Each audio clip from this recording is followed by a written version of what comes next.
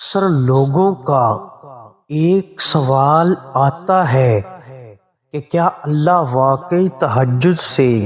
معجزات کرتا ہے،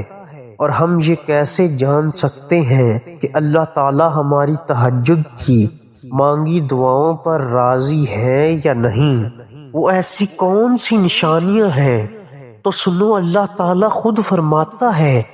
کہ بھلا کون ہے جو بے قرار کی التجا کو قبول کرتا ہے، اور کون اس کی تکلیف کو دور کرتا ہے، اور بھلا کون ہے جو ہواؤں کو اپنی رحمت کے آگے خوشخبری بنا کر بھیجتا ہے؟ یہ سب اللہ ہی تو کرتا ہے۔ تو اللہ کے سوا کوئی معبود بھی ہے تمہارا؟ ہرگز نہیں، مگر تم کم غور کرتے ہو۔ یاد رکھو کہ خدا کی خدائی کا کارخانہ تو اتنا وسیع و عظیم ہے کہ اس کی ساری وسعتوں کا تصور تم کبھی جان نہیں سکتے۔ دیکھو، اگر آج تمہارے زندگی میں کچھ ایسا ہو رہا ہے جو تمہیں تکلیف میں ڈالے ہوئے ہے، اور کسی من پسند چیز کا نہ ملنا تمہیں بے چین رکھتا ہے، اور تمہارا دل شدت سے کسی معجزے کی تلاش میں ہے، تو یاد کرو وہ وقت جب ایک مدت تک نبی کریم صلی اللہ علیہ وسلم پر وحی کا نزول بند ہو رہا تھا، تو لوگ انہیں طعن و تشنیع کا نشانہ بناتے تھے کہ تمہارا محبت کرنے والا اللہ تو تمہیں بھول گیا ہے۔ اس وقت آپ صلی اللہ علیہ وسلم پر اس قدر شدید غم کی کیفیت طاری تھی کہ بعض اوقات تو آپ صلی اللہ علیہ وسلم پہاڑوں کی چوٹیوں پر چڑھ کر شدید غم سے اللہ کو پکارتے، تو جانتے ہو کہ اس وقت جبرائیل علیہ السلام نمودار ہو کر آپ کو تسلی دیتے ان آنے والے بہترین دنوں کی، تو آپ صلی اللہ علیہ وسلم کے دل کو سکون سا آ جاتا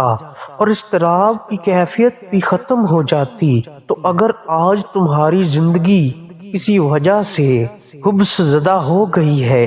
تو جان رکھو کہ بہت جلد اللہ وہ باد نسیم بھی چلائے گا جو تمہارے دل کو ہمیشہ کے لیے سکون سے بھر دیں گی۔ اور جانتے ہو کہ قبولیت دعا کا ایک طریقہ یہ بھی ہے کہ کبھی کبھی جو تم اللہ سے مانگتے ہو وہ صرف ایک قطرہ ہوتا ہے، یعنی ایک چھوٹی سی چیز جسے تم مانتے ہو، جبکہ کچھ وقت میں ہی اللہ تعالیٰ تمہارے نصیب میں کوئی خاص چیز، کوئی بڑی حاجت تمہارا مقدر کرنے والا ہوتا ہے، مگر تم سمجھ نہیں پاتے۔ قرآن خود کہتا ہے کہ واقعہ یہ ہے کہ تمہارا رب غیر محسوس تدبیروں سے اپنی مشیت پوری کرتا ہے، اور بے شک وہ علیم بھی ہے اور حکیم بھی ہے۔ اور اگر تم یہ چاہتے ہو کہ اللہ تعالیٰ تمہاری تہجد میں مانگی دعاؤں کو قبول کر لے، تو اس سے پہلے ان دو چیزوں کو ضرور جان لو۔ یاد رکھو اللہ نے تمہارے بارے میں جو مشیت فرمائی ہے وہ دراصل یہ ہے کہ تمہیں انتخاب اور اختیارات کی آزادی بخشی جائے، اور اپنی پسند کے مطابق راہوں پر چلتے رہنے کی قدرت دی جائے، تاکہ جو دو راستے تمہارے سامنے خیر و شر کے ہیں، ان میں جن راہ کو بھی تم اپنے لیے پسند کرو اس پر چل سکو، تاکہ ہر ایک جو کچھ بھی پائے اپنی کوشش کے نتیجے میں ہی پائے۔ اللہ تعالیٰ خود فرماتا ہے کہ اللہ سے بڑا تمہارا کوئی خیر خواہ نہیں، وہ تو تمہاری بھلائی چاہتا ہے، اور یہ اس کی ہی مہربانی ہے کہ وہ تم کو ایسے کاموں سے منع کر رہا ہے جن میں تمہاری بربادی ہے۔ جانتے ہو جو محبت اللہ کی حدود کو توڑ کر کی جائیں، وہ ایک دن تمہیں بھی توڑ کر رکھ دیتی ہیں، کیونکہ محبت وفا اور جفا کا وہ کھیل ہے کہ جس میں شیطان تمہیں ایک حسین اور خوبصورت سفر کا جھانسا دے کر تمہیں اللہ سے جفا کے تاریک راستوں میں دھکیل دیتا ہے، مگر وہ ارض و سما کا مالک پھر بھی اپنی محبت سے بڑا خوبصورت بادل تم پر برسانے کا منتظر رہتا ہے۔ قرآن کہتا ہے بے شک اگر تیرا رب چاہتا تو تمام انسانوں کو ایک گروہ بنا سکتا تھا اور میرا راویوں سے صرف وہ لوگ بچیں گے جن پر تیرے رب کی رحمت ہوگی۔ تو اگر تم ڈھونڈ رہے ہو وہ نشانی جو تمہیں معجزات تک لے جائے تو جان لو کہ جب تم اپنی امیدوں کے ٹوٹنے سے کمزور پڑنے کے بجائے اللہ کی محبت سے جڑ کر مضبوط اور مطمئن رہتے ہو کہ اللہ ہی کافی ہے، تو وہ رحمان تمہاری زندگی میں حیران کن معجزوں کی وہ راہیں ہموار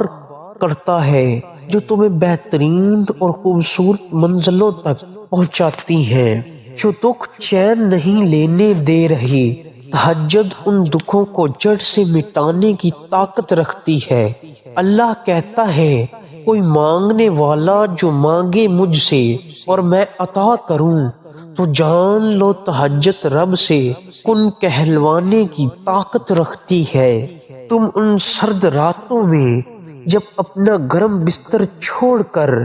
اس کے سامنے اس کی سب سے لاڈلی عبادت تہجد کے لیے کھڑے ہوتے ہو تو وہ تمہیں دیکھ رہا ہوتا ہے۔ یوں راتوں میں اٹھ اٹھ کر سجدوں کی توفیق ملنا یہ بے مطلب تو نہیں ہے۔ تہجد کے وقت آپ کی چھوٹی سے چھوٹی پکار بھی سیدھا عرش تک جاتی ہے۔ آدھی رات میں اٹھ کر ٹھنڈے پانی سے وضو کر کے اپنے ٹھرتے ہوئے جسم اور کپاتے ہوئے ہاتھوں کے ساتھ جائے نماز پر کھڑے اپنے رب کے آگے سجدہ ریز ہونے اور پھر اس سے گفتگو کرنے میں جو لطف ہے وہ دوسری کسی شے میں نہیں، نصیب کی لکیروں کو بدل دیتی ہے۔ تہجد تو اس نصیب سے بھی لڑ جاتی ہے جس کے سامنے تمہاری دعائیں بھی بے بس ہو جاتی ہیں۔ تہجد کی نماز اللہ نے بنائی قبولیت کے لیے ہے۔ کوئی دعا تمہیں تہجد تک لے گئی تو جان لو تمہاری دعاؤں کی قبولیت ہو چکی ہے۔ تو دوستوں، آپ کو آج کی ویڈیو بہت پسند آئی ہوگی۔ پسند آئی ہے تو ویڈیو کو لائک، کمنٹ اور شیئر ضرور کریں، اور چینل پر نئے ہیں تو چینل کو لازمی سبسکرائب کریں تاکہ آپ کو آنے والی ایسی ویڈیوز موٹیویشنل ملتی رہیں، اور تاکہ ہمیں بھی تھوڑا موٹیویشن ملے ایسی ویڈیوز بنانے کے لیے۔ فی امان اللہ۔